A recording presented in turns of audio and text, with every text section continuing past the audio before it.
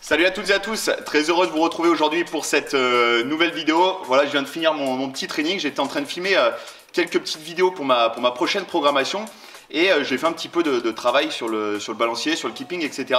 Et je trouvais intéressant de vous faire une petite vidéo à ce sujet. Alors, vidéo sur le keeping, c'est souvent un sujet qui passionne les foules. On entend finalement un petit peu tout et son contraire. Et aujourd'hui, j'ai décidé de vous faire un petit point sur ce qu'est le keeping, les points où il faut être vigilant, ce sur quoi il faut porter son attention. Et du coup, aujourd'hui, cette vidéo sera consacrée à cette thématique du keeping. Alors, pour débuter, on va déjà rappeler de manière un petit peu plus précise ce qu'est le keeping. Donc le keeping, tout simplement, c'est le changement de la position arche à la position holo. Alors là, on parle bien entendu de la gym suspendue, le keeping sur des HSPU un petit peu différents.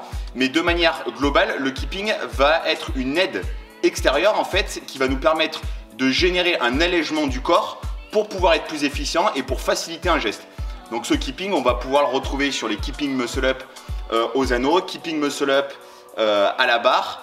Et c'est quelque chose de vraiment extrêmement important puisque c'est quelque chose qui va également solliciter énormément le gainage, mais pas seulement. On parle souvent de la puissance abdominale et de la puissance lombaire pour générer ce fameux keeping, mais on a très souvent tendance à oublier la notion de mobilité au niveau de la ceinture scapulaire et au niveau de la ceinture pelvienne, c'est-à-dire au niveau des épaules et au niveau des hanches. Donc on va essayer de décrypter Donc on va essayer de décrypter tout ça de manière un petit peu plus pointue. Alors j'aimerais commencer déjà par vous dire que le keeping, on ne va pas commencer tout de suite en suspension.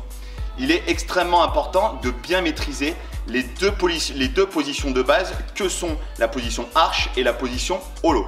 Donc pour rappeler, la position holo, c'est la position qu'on appelle, nous en gymnastique, la position de courbe avant, c'est-à-dire on va venir arrondir la poitrine, rentrer le ventre, venir plaquer son bassin et avoir une belle courbe concave, tac, avec les pieds et les mains dirigés vers l'avant. Pour la position en arche, ça va être l'inverse. Donc là, on va venir en ouverture des épaules, ouverture des hanches, les fesses bien entendu bien serrées. Et là, les mains et les pieds seront en projection vers l'arrière. Donc pour maîtriser cette position, bien entendu, comme je le disais, on ne commencera pas tout de suite à la suspension. On passera par les étapes d'apprentissage au sol avec un travail décomposé, un travail avec du 1 tiers, 2 tiers de holo, en fixant que la partie du haut du corps, ensuite en fixant que le bas du corps, ensuite en fixant les deux, et ensuite en venant placer carrément ses bras aux oreilles. Donc ces étapes sont vraiment extrêmement importantes pour arriver à bien ressentir les positions, arriver à se placer de manière très rapide et surtout arriver à conserver ses positions. Alors vous aurez compris que l'intérêt du travail au sol, il est capital puisque lorsque vous êtes au sol, vous avez un point d'appui, vous avez des points de repère que représente le sol finalement, et ça va vous permettre de venir ressentir si par exemple votre bassin est bien enroulé, si le bas du dos est bien plaqué dans le sol, et à contrario lorsque vous allez être en position arche, si les hanches sont bien écrasées, etc. Donc cette maîtrise du travail au sol, elle est indispensable. Quand je parle de maîtrise, c'est pas une maîtrise approximative, ça doit être vraiment quelque chose de maîtrisé à 100%. 100% dans les situations faciles, mais également 100% dans des situations un petit peu plus complexes et surtout dans des situations de mouvement. On entend souvent parler du holo rock et du arch rock. C'est vrai que c'est des situations qui permettent de mettre la position holo et la position arche en mouvement et c'est vrai que c'est quelque chose d'important à maîtriser. Alors, autre chose que j'ai souvent l'habitude de voir ou d'entendre, c'est le placement des bras aux oreilles. Donc moi je ne suis pas un fan au début de placer les bras aux oreilles, je suis plutôt pour venir placer ses mains sur ses cuisses dans un premier temps. Et une fois que ce travail est parfaitement maîtrisé, quand je dis de parfaitement maîtriser, c'est qu'on est capable de tenir sur 30, 45, voire 1 minute. Une fois qu'on est capable de faire ce travail en holo, les mains sur les cuisses, là on va pouvoir par la suite venir placer ses bras aux oreilles. Puisque bien entendu, plus on va augmenter les bras de levier, plus ça va être difficile. Donc plus on va venir ouvrir les bras loin, plus on va les éloigner finalement du centre de gravité, plus la difficulté va se faire de manière importante. Vous aurez compris également que le travail au sol sera un petit peu différent de ce qu'on va pouvoir faire en suspension, puisqu'en suspension, la tension va se faire à la verticale, alors que lorsqu'on va faire du travail au sol, la pression se fera de manière horizontale. On va tout de suite enchaîner avec une petite démonstration de la position arche holo à la suspension. Je vous mettrai en même temps la position arche holo dans un petit encadré en bas de la vidéo. Juste avant de passer sur cette étape, je tenais à rappeler que la position holo en barre, à aucun moment donné, il faut chercher à presser sur la barre. Ça, c'est quelque chose qu'on entend très souvent. Il ne faut pas confondre l'action de presser sur la barre et l'action de pousser sa barre vers l'avant. C'est deux actions vraiment différentes. J'ai essayé de vous faire une petite illustration tout à l'heure sur un élément un petit peu plus gynique qui va sortir du cadre CrossFit et du cadre que vous avez l'habitude de voir. Mais vous allez voir finalement que c'est pas si loin du bar muscle up. Et ça pourra peut-être vous donner une petite indication si vous avez du mal à franchir ce fameux bar muscle up, notamment au niveau du passage de l'épaule au niveau de la barre. Donc ça vous donnera peut-être une indication et une piste de travail très intéressante. Donc je le rappelle, à aucun moment donné, il faut chercher à presser sur la barre lors d'une position de holo, mais il faut chercher au contraire à éloigner sa barre vers l'avant. Très souvent, on entend des coachs, on entend des athlètes dire « presse fort sur ta barre ». Sauf que l'action de presse, c'est l'action d'appui dans les mains pour abaisser la barre vers le bas et remonter l'épaule. Et vous vous rendrez compte que dans certains cas de situation, dans certaines situations, le fait de venir presser, beaucoup cherchent à monter la poitrine. Or là, en position de holo, ce qu'on voudra, c'est venir au contraire arrondir la poitrine, donc c'est-à-dire pousser la poitrine vers l'arrière pour creuser cette poitrine sans que le bassin se mette en extension. Allez, on est parti, on va se rapprocher un petit peu de... Voilà, donc on s'est rapproché un petit peu de la barre. Je vais aller me mettre à la suspension et je vais vous montrer un petit peu les différences entre le holo avec l'action de presser avec les épaules et l'action de pousser la poitrine vers l'arrière. Donc je me place à la suspension et très souvent ce qu'on voit c'est ça. Les gens qui viennent appuyer en fermant les épaules. Or, l'action de holo c'est pas fermer les épaules, mais c'est venir pousser la poitrine. Là, je ne presse pas sur la barre, je cherche tout simplement à la pousser vers l'avant et par contre, à venir creuser la poitrine. Je creuse la poitrine, je serre mes fesses. Vous avez vu qu'à aucun moment donné, mes épaules se ferment. Donc j'espère que vous avez pu voir un petit peu les deux différences qu'il pouvait y avoir entre l'action où j'ai cherché à appuyer sur la barre et l'action où j'ai cherché à pousser la barre devant. Donc maintenant on va passer sur la position arche. La position arche c'est un petit peu pareil. Alors là ce qu'on a tendance à voir sur la position arche, c'est les gens qui viennent chercher à ouvrir les épaules ici en avançant la tête. Or là sur cette position arche, ce qu'il va falloir c'est pousser les épaules vers l'avant en gardant une certaine neutralité de la tête. Donc la tête va devoir rester au maximum dans l'axe du corps. On va chercher à tirer ses talons en même temps qu'on ouvre les épaules. Je vous montre ça. Donc la tête, elle va rester neutre. Et de là, on va venir mettre en tension les épaules et les talons. On revient à la position neutre. Mise en tension. Épaules. Et les hanches. Donc vous aurez bien compris que venir mettre autant de tension dans la position arche que dans la position holo, c'est pas tout à fait la même simplicité puisque lorsqu'on va venir en position arche, ça sera beaucoup plus complexe de venir mettre des notions d'amplitude. Donc maintenant, je vais vous montrer un petit peu la différence qu'il peut y avoir entre un keeping où on va venir chercher à presser très fort et à remonter l'épaule et un keeping en étant bien relâché dans l'épaule, en venant bien chercher la mobilité autant scapulaire que la mobilité pelvienne et en venant jouer sur le relâchement de la ceinture abdominale, contraction lombaire sur la position arche et inversement, contraction des abdos, relâchement de la ceinture lombaire sur la position holo. Allez, parti. Donc je vais vous montrer dans les deux sens, comme ça vous aurez bien les deux facettes. Donc on se met à la suspension, tac, pom, pom, pom, pom. Pom, pom. Donc vous avez vu, là, j'ai de la tension vraiment dans l'ensemble du corps. Je viens chercher à ouvrir les mains derrière et à projeter les talons sur la position arche. Et sur la position holo, je veux venir pousser ma barre vers l'avant et venir en position de holo. Vous avez vu que l'efficacité, l'amplitude, elle n'est pas forcément très importante. Par contre, là, je suis efficace. J'ai vraiment les fesses serrées. J'ai les jambes parfaitement tendues. Et là, ça me permet vraiment de venir mettre de la tension et de pouvoir être efficient lorsque je vais vouloir faire un keeping bar muscle up, par exemple. Allez, petit changement d'ambiance.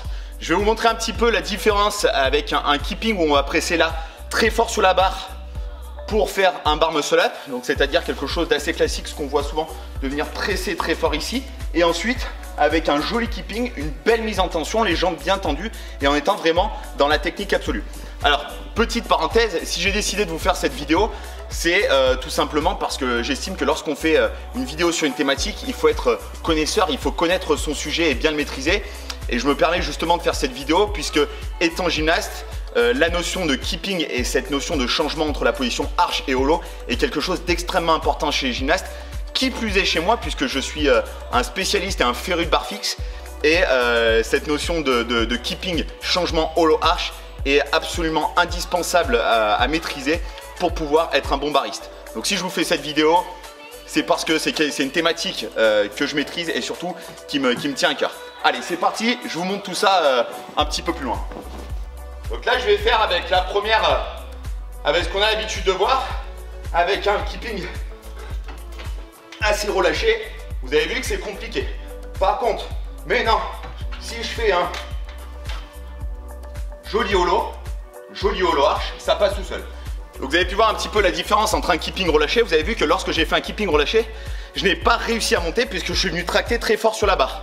Lorsque j'ai fait un keeping avec une belle mise en tension, et bien tout simplement, j'ai une capacité à monter beaucoup plus vite et beaucoup plus haut au-dessus de la barre. Donc je vous parlais précédemment de la notion de venir éloigner le haut du dos vers l'arrière et non pas de venir presser en montant la poitrine parce que ça pouvait être une contrainte. Forcément que si vous venez presser en montant la poitrine à la barre, il va y avoir un souci parce qu'au moment où vous allez venir tirer pour venir basculer, la poitrine, il y a de fortes chances pour qu'elle vienne buter dans la barre et que ça vous renvoie vers l'arrière. Si vous venez chercher un tirage très fort et venir appuyer en amenant le haut du dos et la poitrine creuse au-dessus de la barre, vous allez vous retrouver ici au-dessus. Il n'y aura pas de gêne au niveau de la poitrine et vous allez pouvoir pousser. Je vais vous montrer un petit exemple. Alors là, je vais vous décontextualiser un petit peu la chose. C'est quelque chose que vous ne voyez pas de manière globale dans le crossfit. Mais vous allez voir que ça s'assimile relativement bien au muscle-up. Et vous allez voir que je vais essayer de vous illustrer un petit peu les propos que j'étais en train de vous donner pour que ça soit un petit peu plus clair. Donc là, je vais faire ce qu'on appelle un rétablissement au gym. Donc je vais me balancer, tac, et je vais chercher à presser pour monter. Vous avez vu que ça ne monte pas. Par contre, si je balance et que là, dans mon balancé, je cherche à éloigner le haut de mon dos en appuyant de manière solide sur la barre, vous avez vu que tout de suite, je suis beaucoup plus réactif et j'arrive à monter à l'appui. Alors, vu que j'avais envie de vous faire la vidéo la plus pertinente possible et surtout que ça vous apporte un maximum de billes, j'ai décidé de vous faire une petite aparté sur la notion de keeping aux anneaux qui est un petit peu différente mais qui va rejoindre exactement les mêmes principes, les principes de holo et la position arche, pardon. Mais vous allez voir qu'il y a une petite subtilité et dont j'entends très peu parler finalement, que ce soit de la part des athlètes ou de la part des coachs, et qui pourtant a une importance énorme et plus particulièrement pour les personnes qui sont assez raides de la ceinture scapulaire et plus particulièrement des épaules. Vous allez voir que ça va peut-être vous aider et je suis même certain que ça va vous aider et c'est quelque chose malheureusement qu'on n'entend pas assez parler et ben moi je vais vous en parler aujourd'hui dans la vidéo. Donc la notion de keeping aux anneaux, elle est un petit peu différente puisque les agrès, là on est sur des agrès qui sont mobiles et on n'est pas sur un agrès qui va être fixe. Qui plus est, mobile dans le plan frontal, dans le plan sagittal, mais également on va pouvoir créer de la rotation avec les anneaux, ce qui va nous permettre de tricher un petit peu. Alors tricher c'est un bien grand mot puisque c'est pas forcément de la triche, c'est plutôt de l'adaptation. On va pouvoir adapter par rapport à sa morphologie et par rapport à son physique. Et là je vais vous donner une piste qui va être très intéressante, vous allez voir. Donc je vais vous montrer un petit peu ce que je vous ai montré tout à l'heure sur la barre. Là on reste sur les mêmes choses, sur la notion de holo, sur la notion de arche, holo, arche, boum, boum. Ok, Jusque là, on est d'accord?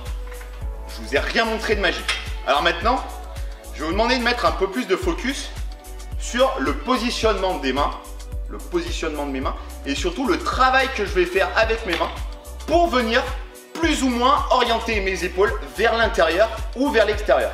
Et vous allez voir que ça a toute son importance. Donc je vous remonte. Donc là, je vais vraiment faire un balancier un petit peu plus unique.